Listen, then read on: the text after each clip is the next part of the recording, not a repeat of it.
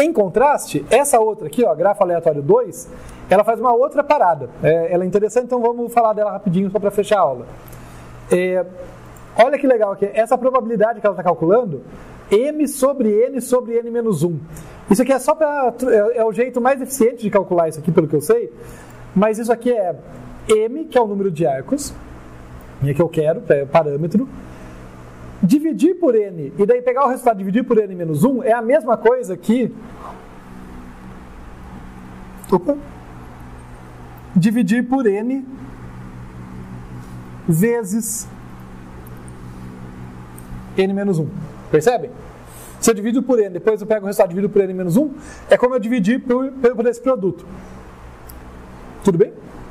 O único motivo de você ter feito daquele jeito é evitar erro numérico, né? Porque ao invés de eu calcular um número grandão, que n vezes n menos 1 é um número muito possivelmente grande, eu divido duas vezes aqui, né? Eu evito esse erro. Mas o que eu estou fazendo aqui quando eu faço m dividido por n dividido vezes n menos 1, né? Tipo, o denominador. N vezes n menos 1, que era o que estava aqui, né? Antes de eu desfazer aquilo que eu tinha construído aqui. Esse é o número máximo de arcos que o meu grafo orientado vai ter. Lembra que a gente fez a continha, né? O número máximo, se fosse não orientado, era n vezes n menos 1 sobre 2, que é o n escolhe 2. Só que no grafo não orientado faz sentido ter arco indo e arco voltando, então o dobro disso é n vezes n menos 1. Então isso aqui é a probabilidade de um arco ser inserido. Esse é o número de arcos que eu quero e esse é o número de arcos total que esse grafo pode ter. Então o que eu estou fazendo é a probabilidade de um arco ser inserido. Tudo bem? Daí, uma vez que eu tenho essa probabilidade, o que eu vou fazer nesse cara aqui? Eu inicializo o grafo, depois eu vou lá, olha, para todo V e para todo W, para todo vértice, né, o rótulo de vértice possível aqui, todo W aqui, se V é diferente de W, eu vou sortear, a gente já entra nos detalhes técnicos, mas eu vou sortear a probabilidade aqui, vou jogar uma moeda para decidir se aquele arco é inserido. Qual que é a beleza desse método? Eu nunca repito uma origem e um destino. Então, para um grafo denso, eu garanto que eu não patino, porque é sempre um V diferente de um W. Eu nunca vou repetir. Igual no anterior eu podia repetir, porque no anterior eu estava sorteando a origem e o destino. Aqui, eu sou determinístico sobre a origem e o destino, porém, se aquele arco vai entrar, é probabilístico. Eu sorteio esse rand aqui, e de novo, isso aqui é para ficar mais eficiente a continha, tá? Mas o que isso aqui está fazendo, pensa que eu passei esse rand max mais 1 dividindo desse lado. Ó. Pensa que eu passei isso assim. Ó. Opa, tá difícil de enxergar meu teclado, gente. Opa, cadê o símbolo que eu quero? Cadê minha barra? Oh céus, eu não sei onde tá minha barra. Eu vou ser derrotado por falta de luz.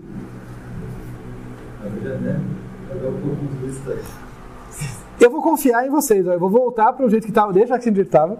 Vocês concordam que se eu passar isso aqui, dividindo aqui, o que eu tenho é rand sobre esse negócio? Certo?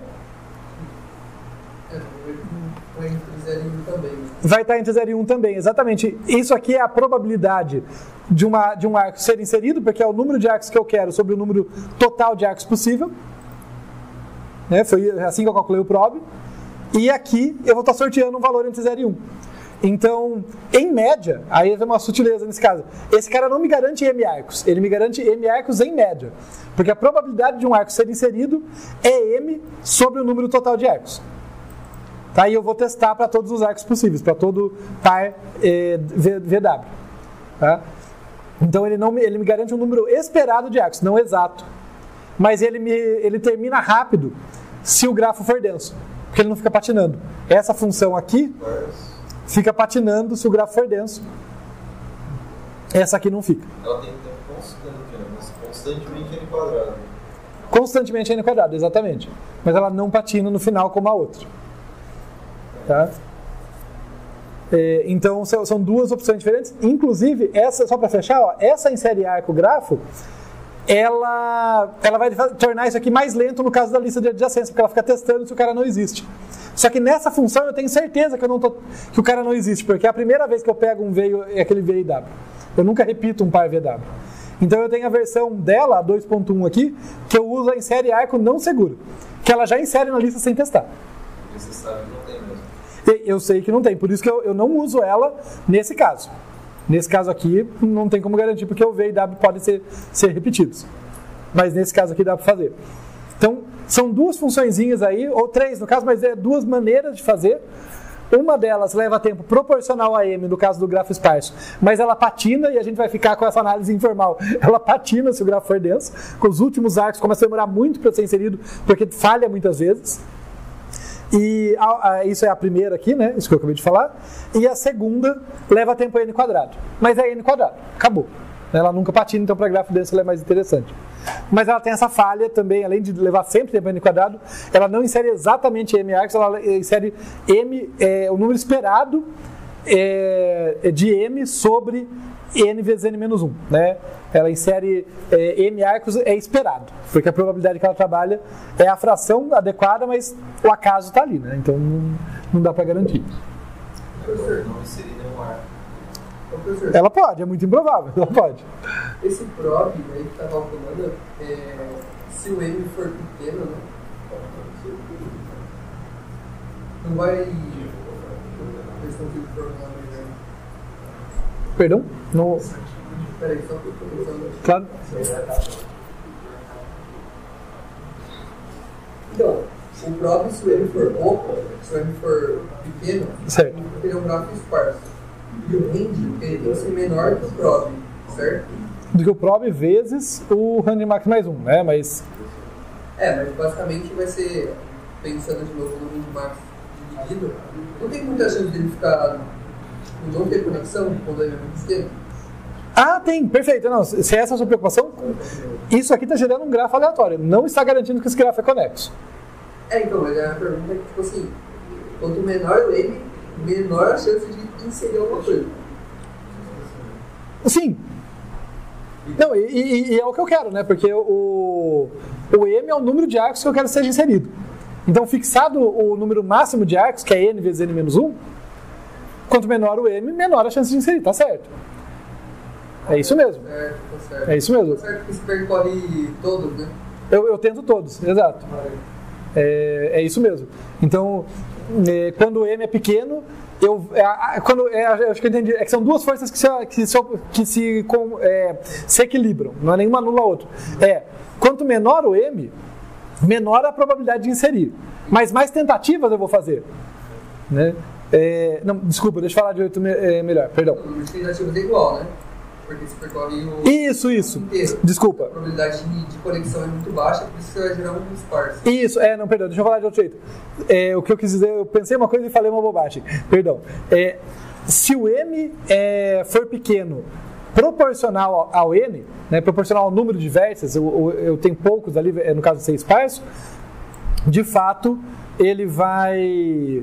a probabilidade vai ficar pequena, mas o número de tentativas que eu vou fazer vai ser proporcional a N quadrado. Então, é isso que se equilibra, sabe?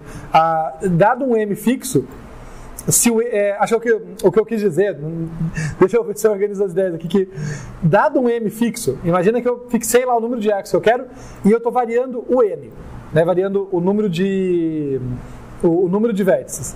Quanto maior fixado um número de arcos, quanto maior o número de vértices, menor será essa probabilidade, porque o que está dividindo que vai crescer, mas isso é compensado porque eu tento mais vezes, porque eu tenho mais pares diferentes para tentar.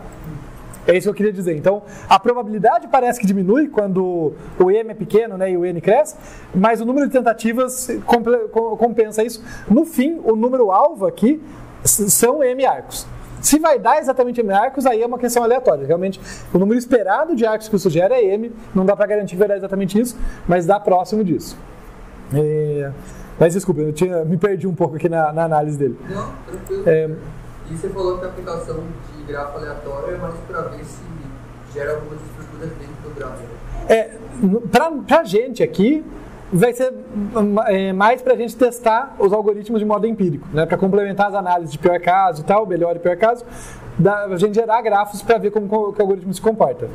Mas existe, o que eu falei assim, existe toda uma área que trabalha com grafos aleatórios que analisa a probabilidade de certas coisas naturalmente surgirem lá dentro, certas estruturas naturalmente surgirem.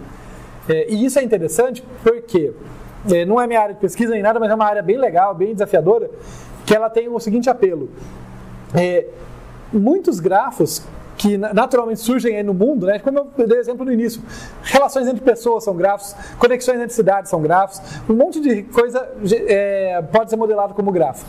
Você pode se perguntar, sem mapear o ponto a ponto, assim, olha, existe tal estrutura numa rede social? Se você tiver um resultado que fala, olha, um gráfico que é gerado com essas probabilidades aqui, tem tal chance de ter tal estrutura.